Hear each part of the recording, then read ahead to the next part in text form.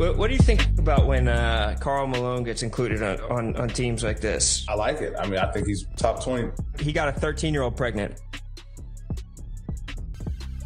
Timeout? You need a timeout? A 30-second? From Patrick Beverly rethinking Karl Malone to Victor Wembanyama's viral takedown, these NBA legends humiliated him for personal misdeeds that overshadowed his career. Victor Webyama calls out Karl Malone. When the NBA wished Malone a happy 62nd birthday, they expected heart emojis and nostalgia. But instead, the post exploded, with over 2,000 comments dragging the mailman.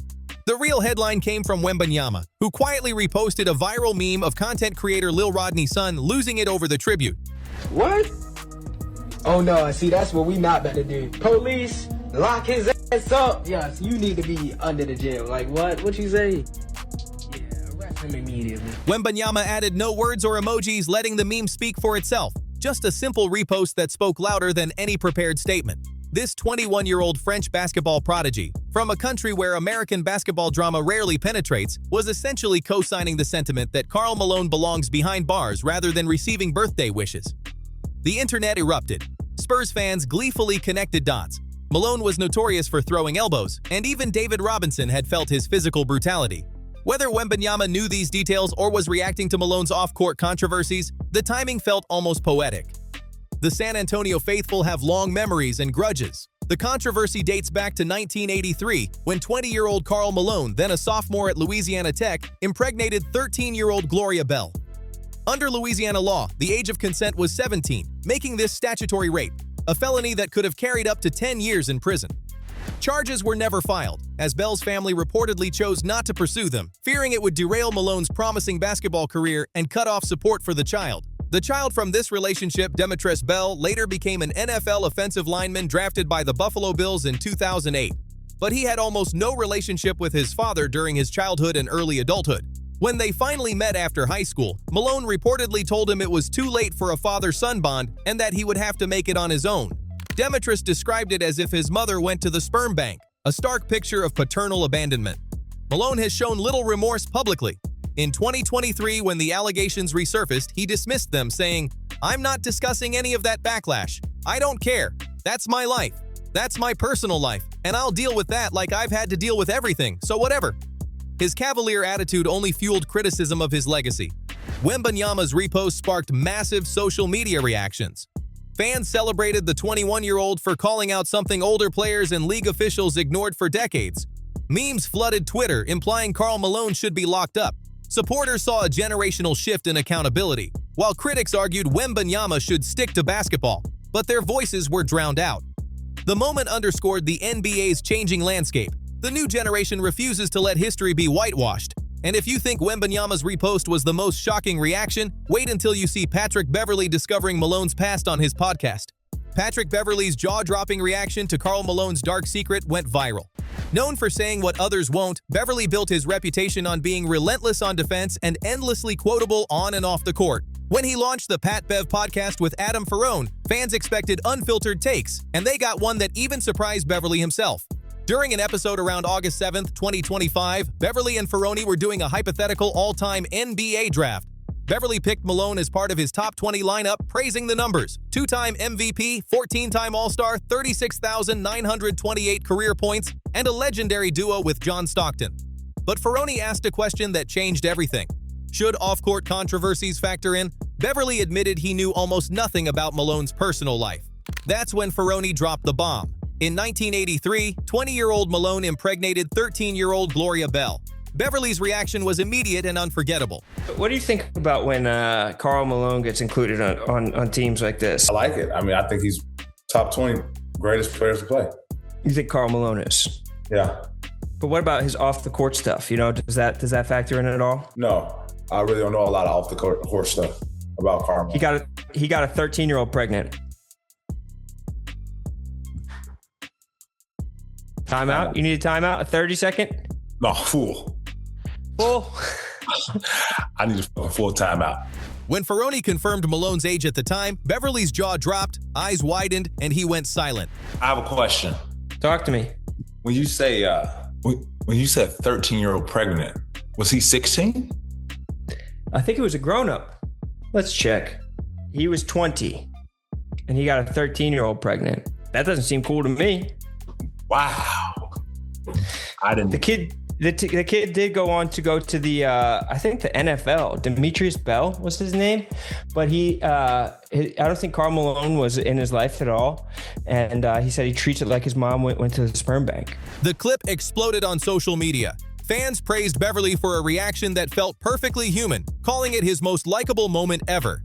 Fellow NBA players joined in. Lou Williams posted the clip with "Yay buddy," which Beverly retweeted with, "I did not know this, bro. I must live under a rock." Ironically, Victor Webyama, a 21-year-old French rookie, already knew about Malone's decades-old scandal, while Beverly, a 37-year-old NBA veteran, was blindsided.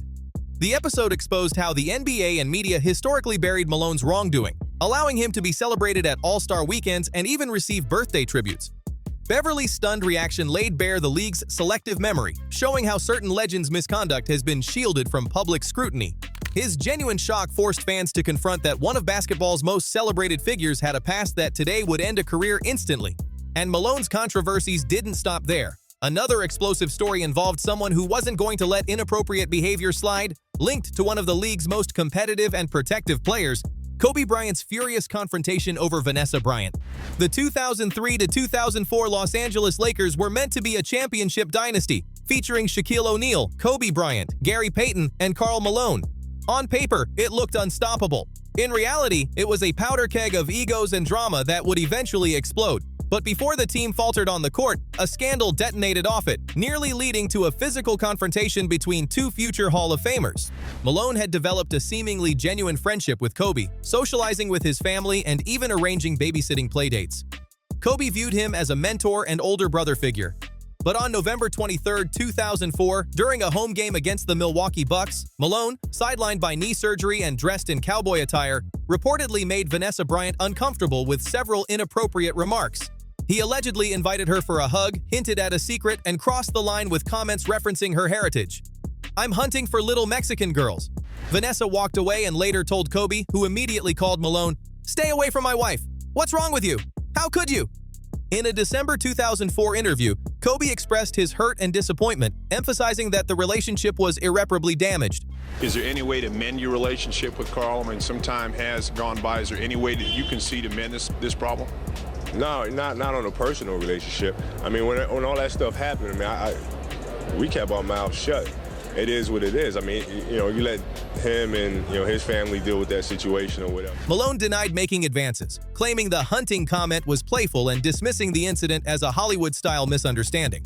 The scandal contributed to his departure from the Lakers that season, and the two never reconciled. Malone's issues, however, extended beyond this incident. His aggressive style on the court earned him enemies, and other Hall of Famers were unafraid to confront him directly.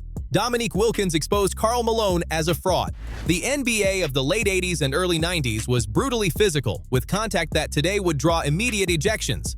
Within that rough environment, Karl Malone stood out, not for toughness, but for consistently crossing the line.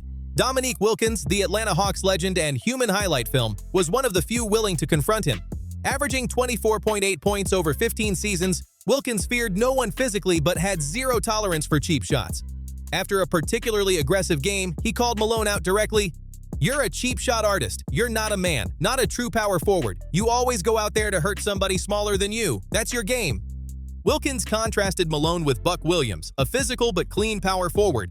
"Buck Williams is a man. You're a cheap shot guy. No two ways about it. I've got no respect for him." Malone's pattern of dirty play was well documented. He split Isaiah Thomas's forehead in 1991, knocked David Robinson unconscious in 1998, bloodied Steve Nash, and rattled Brian Grant, earning fines and suspensions along the way. Even Hakeem Olajuwon criticized Malone and Stockton, calling them pretenders who played dirty despite projecting a clean image.